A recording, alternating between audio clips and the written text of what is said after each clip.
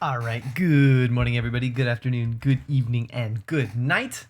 And welcome, finally, to the Pyke Reveal. Finally, we get to see what Pyke does. The other day, we got to see Rek'Sai, and then we saw the all-region mega dump. You know, like all the different non-Bilge Water, non-Shurima regions got some cards, and then yesterday we got a little taste of Pyke's cards.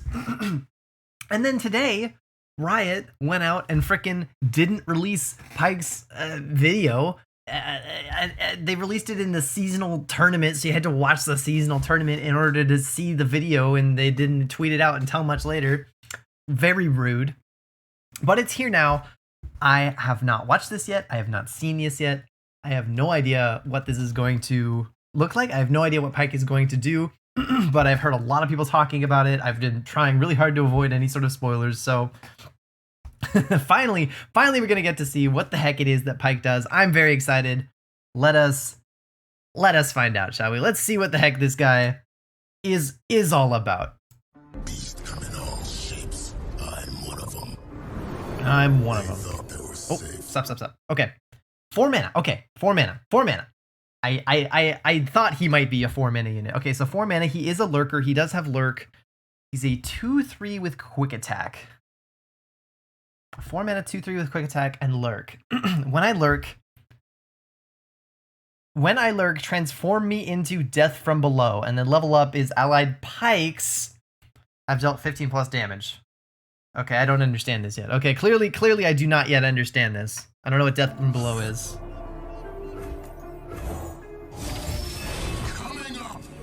Coming up. Oh, right, he's got lurk, so he's not a 2/3. He's actually huge. Right, he's actually like an 8/3 or something. He's got lurk. Okay, Death from Below. Okay, so apparently this is important. Because when Pyke lurks, he turns into this, which is a 4 mana fast speed spell that has lurk, which is great. Summon Pyke striking an enemy. Oh. Presumably an enemy that you target. 4 mana, fast speed, summon Pyke striking an enemy. So this does damage equal to the number of times you've lurked plus 2, because that's Pyke's power, right? Pyke's power is 2 plus however many times you've lurked. Interesting. And assuming you can target the enemy, Pyke often becomes this? Okay, that's very interesting. That's very interesting.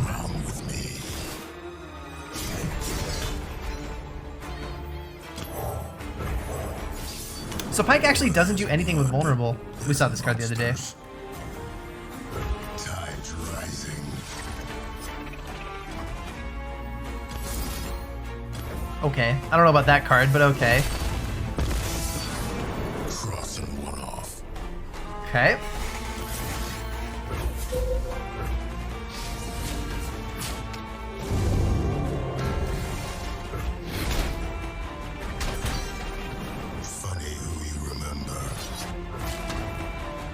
Yikes.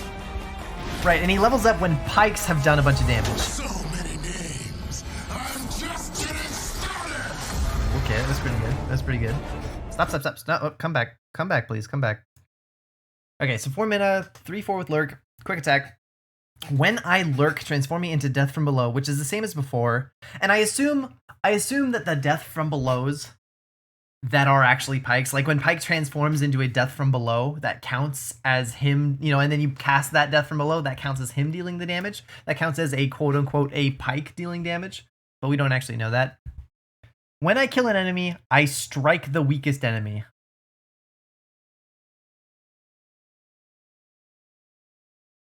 That doesn't... When I kill an enemy, I strike the weakest enemy. That... Okay, please tell me this does not chain. This doesn't chain itself, does it?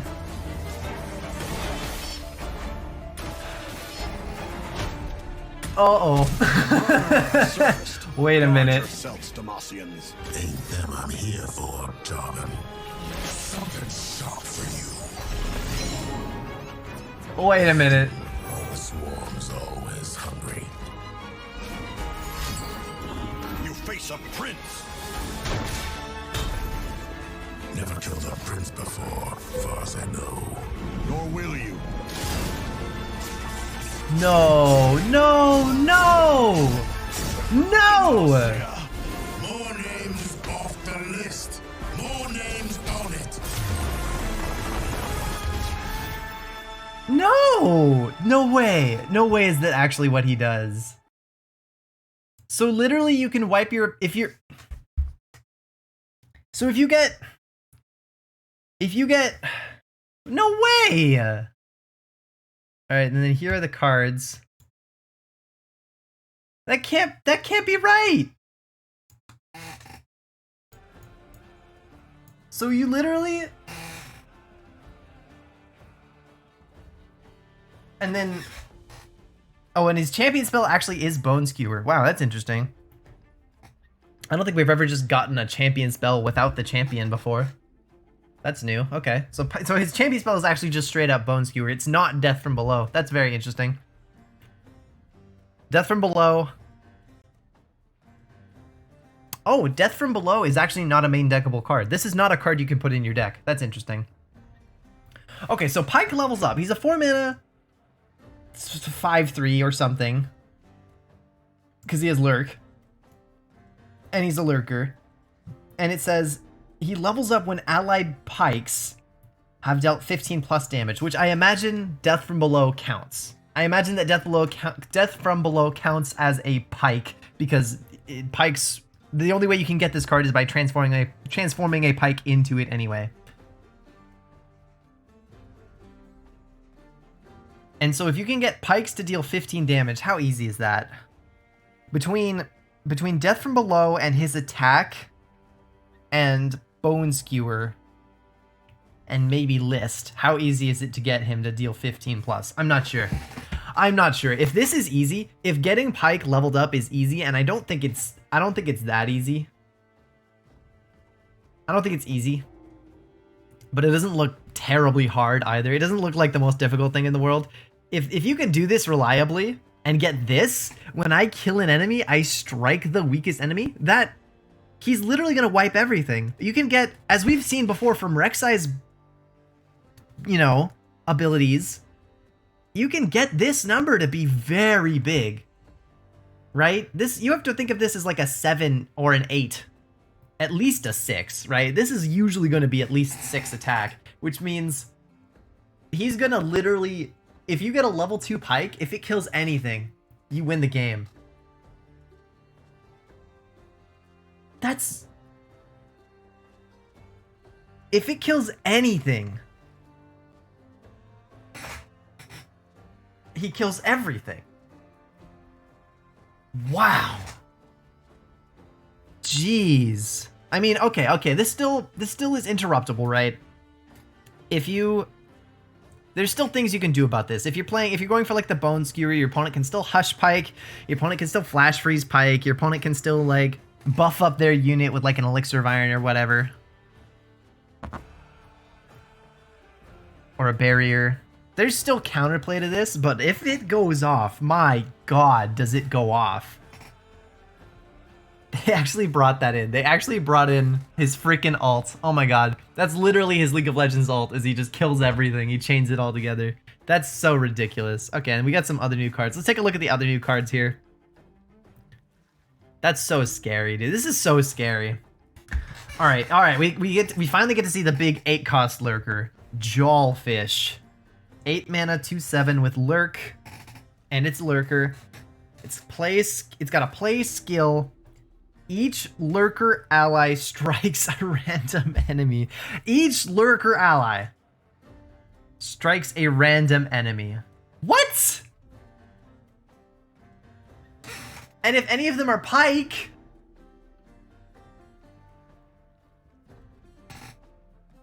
Wait a minute, this is just like an 8 mana win the game. This is like... You guys remember Riptide Rex? Does anybody here remember the card Riptide Rex? This is like a way better than a Riptide Rex. This is like a Riptide Rex times 3. This is like... I mean, it can't actually deal any Nexus damage, but like... What?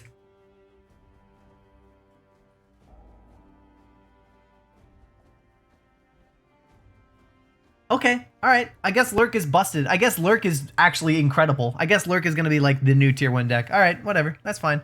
That's fine. Alright. And then we got another Demacia card for some reason. We get a 4-mana Demacia 3/2 Elite. We got a new Elite card. A 4-mana 3/2 with Challenger that says a lot of things. 4-mana 3/2 with Challenger, so low stats. This is basically a Laurent. An unfair fight for you. What is that one called? That one Laurent card that makes challengers. Okay, so play. Create a Fleet Feather Tracker, Blinding Assault, or Silverwing Vanguard in hand. Oh, you get to choose. Okay. Fleet Feather Tracker, which is a 1-mana bird. Blinding Assault, which is the one that summons Valor, or a Silverwing Vanguard, which is the double bird. Okay, so you get to summon your pick of the birds with Challenger. Okay. You get to summon any of the 2/1 birds with Challenger from Demacia. Okay, that's flavorful. And then attack, give other challenging allies +1/+1. What? Yo, what are these cards right now? Today's a day. And then we get Sacred Protector, which is a 7-mana Ionia card. It's an 8/6 that says allies with barrier have double attack, play, draw a Shen. Ooh, boy, oh boy. All right, there's a lot to unpack here. There is a lot to unpack here. So Jawfish.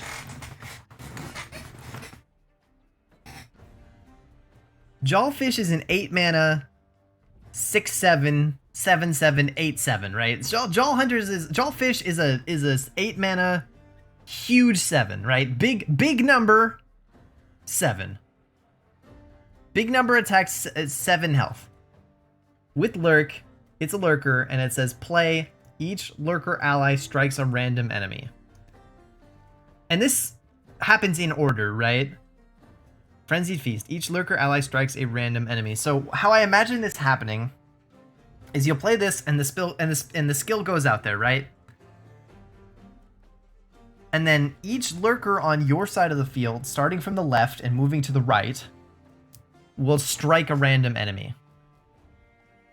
If that enemy dies, obviously it dies, and then whatever you strike with next will not be able to strike, a dead unit. There's no world in which like you low roll and like all your lurkers strike like one, like your opponent's 1/1. If your opponent has like a small unit that you don't care about, there's no chance that all your lurkers accidentally just hit the one unit and you don't get anything.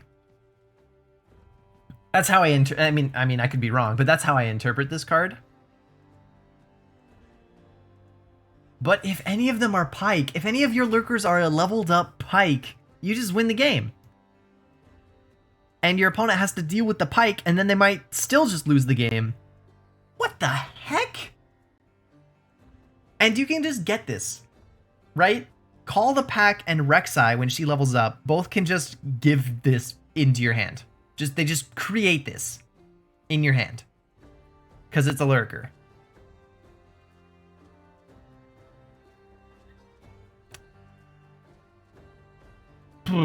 Okay, no. Between this and what we now know about Pyke.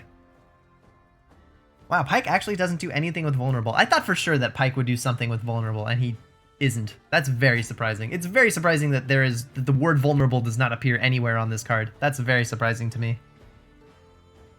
They just went in, they just made him do his ult instead. They just gave him his ult from League of Legends.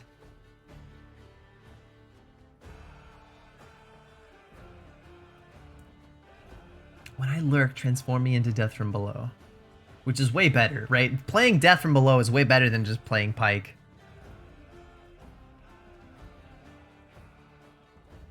Wow. Wow. Oh, of course. I was thinking earlier about, like, this counts as Pyke. Of course it does. It just summons Pyke striking.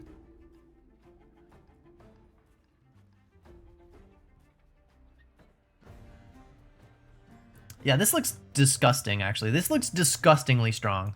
And then with this, on top of that, this just Lurk actually looks like it's going to be maybe a tier 1 deck. This is actually very frightening. It's still too soon to actually say that. I could be totally wrong.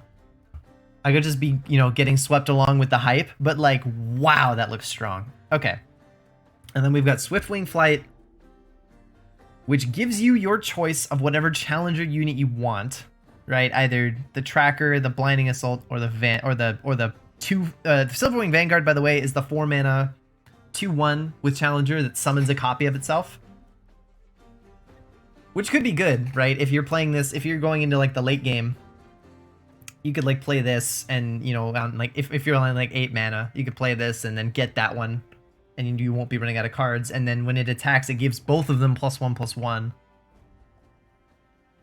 This card seems really good. I don't see a world in which this card is terrible.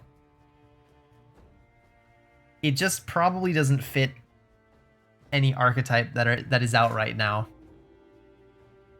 I think Swiftwing Flight is a very interesting card. It's definitely worth 4 mana. This card is definitely well priced. And it's got Challenger. This is a good card. I don't know if there's a deck that actually will be able to take full use of this card right now.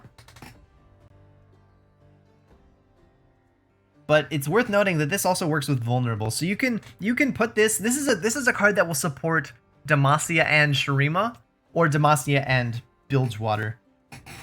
There's no Demacia Bilgewater deck except for the, you know, Quinn MF deck, and this is not for that. this is not a Quinn MF card, but this could, you know, if you wanted to go a route that was like giving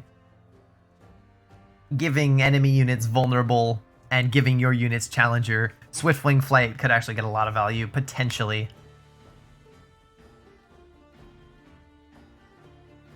So maybe there'll be like a Renekton deck. So maybe we'll eventually see like a Renekton Jarvan deck. People have experimented with that. Riot seems to want us to be building that. I guess this is another reason to try out that deck. Cool, interesting. All right, Sacred Protector, 7 mana, Shen. It's a Shen boat. 7 mana Shen boat. It says play, draw a Shen, and then allies with barrier have double attack.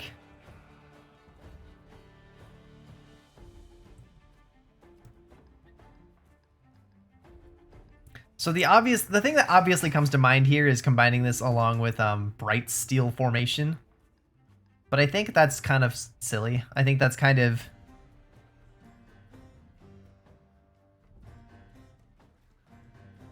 Because if you play Bright Steel Formation, you're already going to win the game. So I don't think that's the play. If you're giving something barrier, does it matter that it has double attack? Things with barrier, generally you only play barrier if your opponent is... Like, obviously if you have a Shen, then this could get obvious value.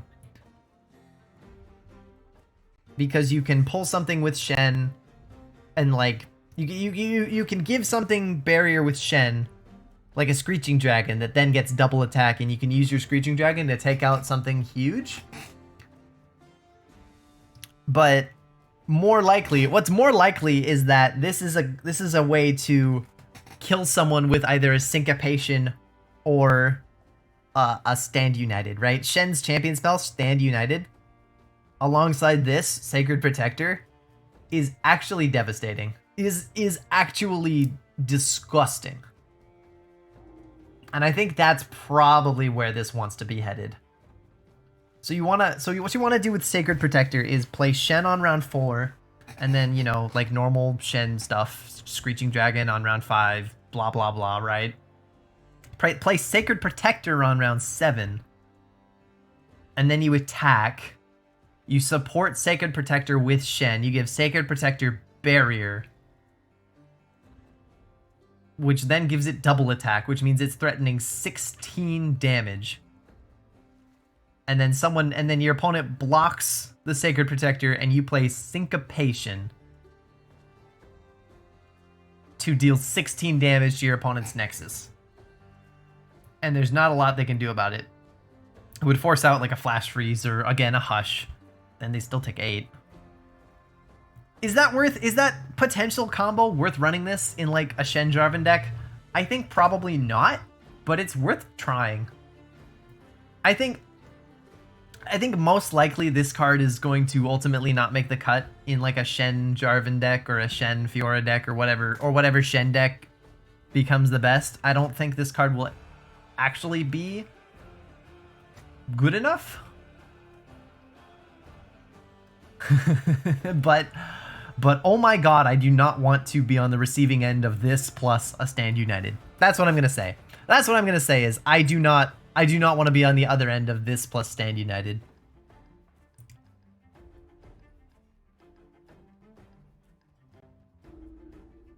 Wow. Alright, then real quick, let's check. Real quick, let's check and make sure that there's no other cards I'm missing here.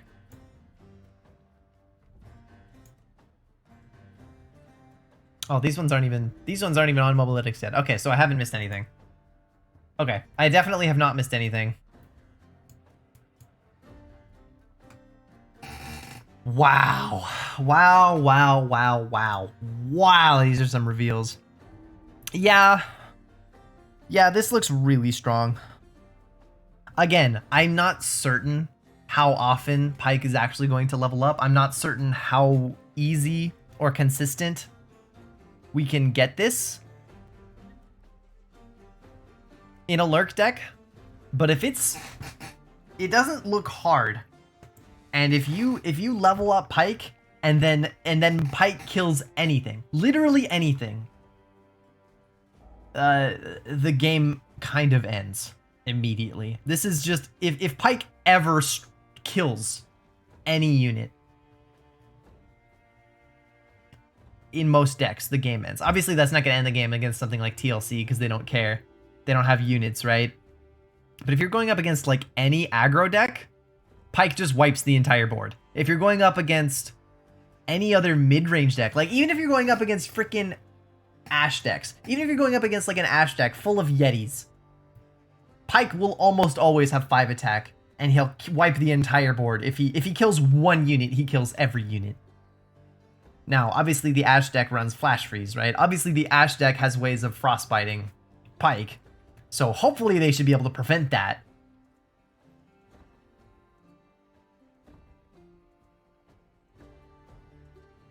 Wow, Frostbites don't even work on Death from Below. Yo, if you lurk Pyke, he turns into Death from Below, and then you play Death from Below, striking something like an Ash. You could just play Death from Below, targeting Ash. That can't be hit by Frostbite. This Frostbite doesn't even do anything against that. Hush doesn't even do anything against that. Uh-oh, the only way to stop that is either denies or health buffs. Uh-oh. Uh-oh, wait a minute. If you level up, I mean, this isn't easy, right? What I'm about to say is not easy. But if you level up Pyke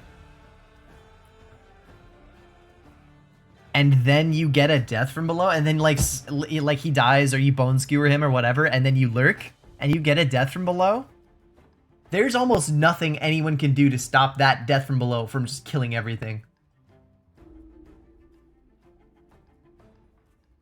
It's literally just deny. I guess recalls. I guess you could recall your own unit. So Ionia has some answers, right? Ionia has deny, and they could recall their own unit. Stuns don't work. You can't kill Pyke because he'll enter striking. You can't frostbite him. You can't hush him. You can't do anything. All you can do is kill. You can glimpse beyond. I guess you can glimpse beyond your own unit. You can do some things to get rid of your own unit or deny the spell, and that's it. Wow. That's so terrifying. That's so terrifying. Yeah, I don't see a world in which this is not really good. I don't see a world in which Pyke is not really good.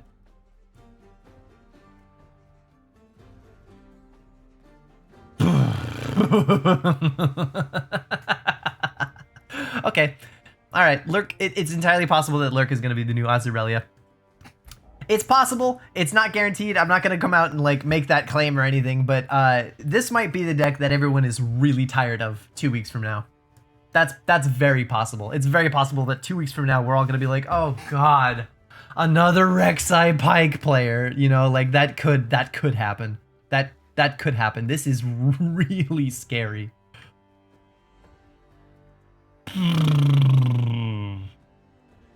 Yeah. So that's my analysis. That's how I'm feeling. These big fish. These big fish are big fish with a lot of teeth. Thank you guys for hanging out.